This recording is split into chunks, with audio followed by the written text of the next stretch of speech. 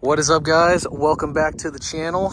I am bringing you finally another update video on my 1998 Honda Accord here. It's been quite a while, and I know a few of you have been clamoring for a new video on this car, but I've been lazy. Anyhow, here it is. Here she's sitting, and most of the updates I have for you actually mechanical, but you know, I figured I'd take a quick walk around of the car first.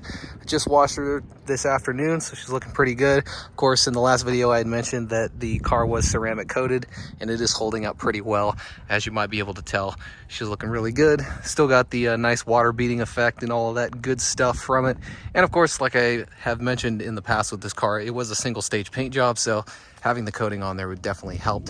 But as you can see, car is looking pretty much exactly the same as the last time I made a video on it. It's you know, I haven't done anything to it. I actually haven't been driving it much lately either.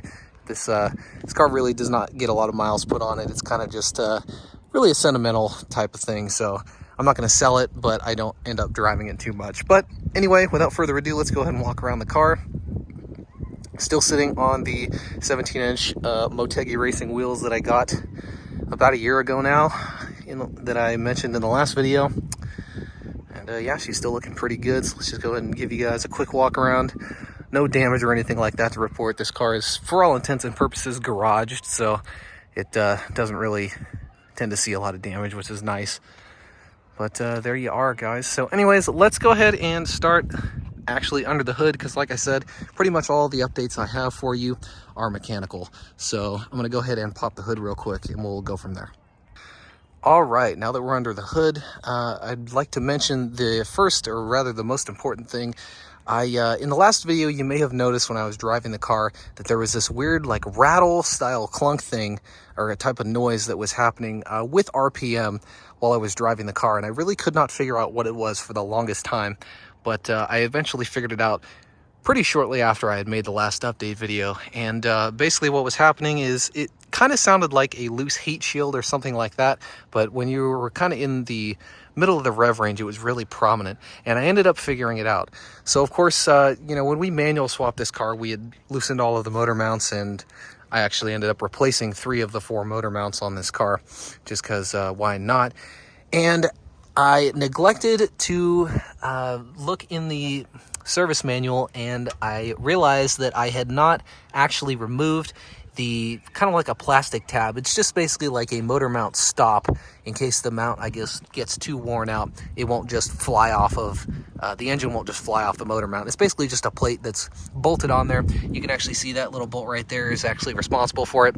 And when I put this mount in, I didn't actually remove this bolt, or rather a nut, before putting the mount on. So that plate got bent out of shape and actually got sandwiched in between the motor mount and the bracket here, and that was causing the transfer of, you know, of course, vibration and of course the noise. So I figured that out pretty quickly, or pretty shortly after I made the last video, and since fixing that, the weird vibration I was getting has completely gone away.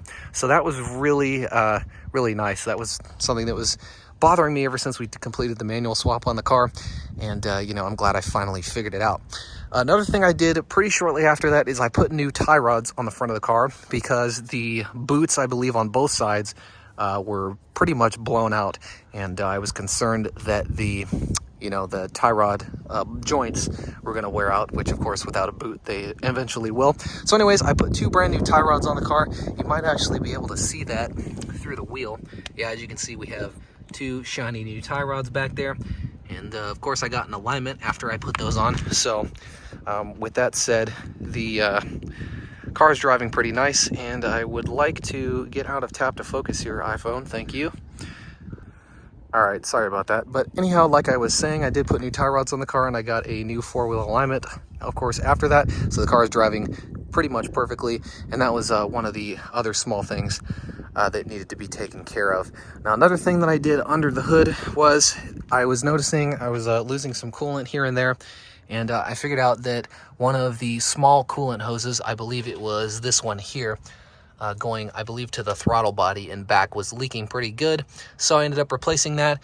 course, I was getting a drip of coolant on the back of the engine, so, or rather on the back of the motor mount, so I ended up replacing that little hose, and that solved that problem, so that was pretty easy.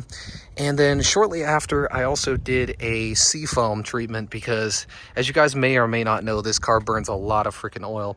So I decided to try running seafoam through it, and after I did that, I also bought a cheap, like, little borescope on eBay, and I went inside the engine to take a look at the cylinders, and everything looked pretty good. I'll go ahead and throw some pictures up, but everything inside looked pretty normal. You could actually still see the cross hatching on the cylinder walls, so that was pretty nice, you know, given that this car has over 230,000 miles on it.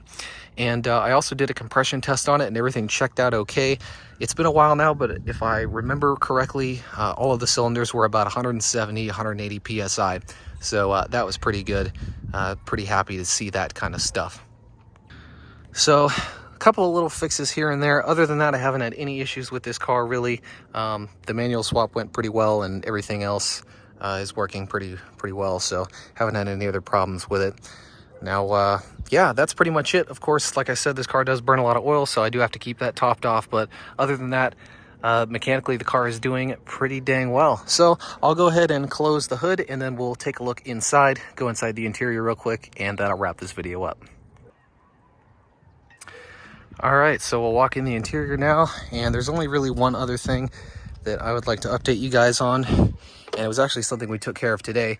Now, let me go ahead and remove the key so we can get rid of that beeping noise. But of course, when we manual swapped this car, I ended up having to cut the automatic brake pedal down, and you know, obviously the automatics have a much wider brake pedal, and that wasn't going to work with the clutch, so we ended up just cutting it down to size roughly with a Sawzall and calling it a day. But it turns out the automatic brake pedal actually has a kink in the arm up there, and that was really not working too well because the pedal was still way too close to the clutch. And so I was having a really tough time with my feet. You know, I have pretty large feet, so I was always accidentally hitting the brake when I went for the clutch. So that was pretty annoying.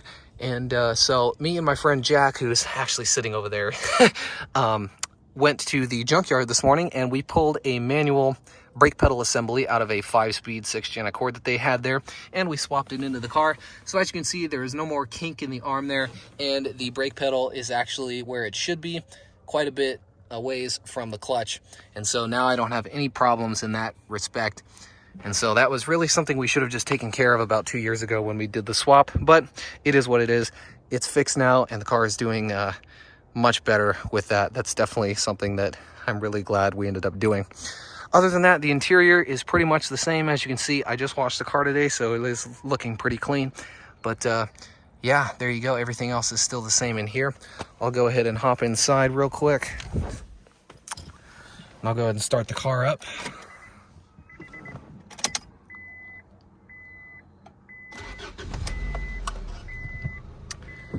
There you are. So as you can see, we are sitting at 231,289 miles.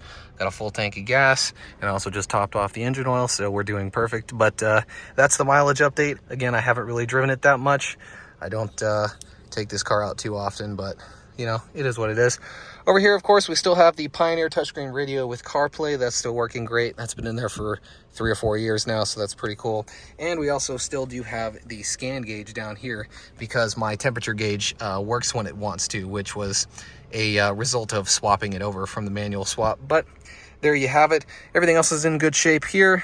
Still got the glorious manual transmission, which hasn't given me any issues whatsoever, so that's pretty nice. And yeah, there you go. Got a couple of Baja Blasts from Taco Bell, but yeah, there you have it, guys. So the car is running great, and that's pretty much all I have to say about it. Like I said, pretty much mechanical updates only this time, but the car is running great, and I really don't have any other plans for it other than to just maintain it and make sure it stays on the road. But without further ado, I'd like to thank you guys for watching this video. Another update video on my 98 Accord here, and I will catch you guys in the next one. See you later.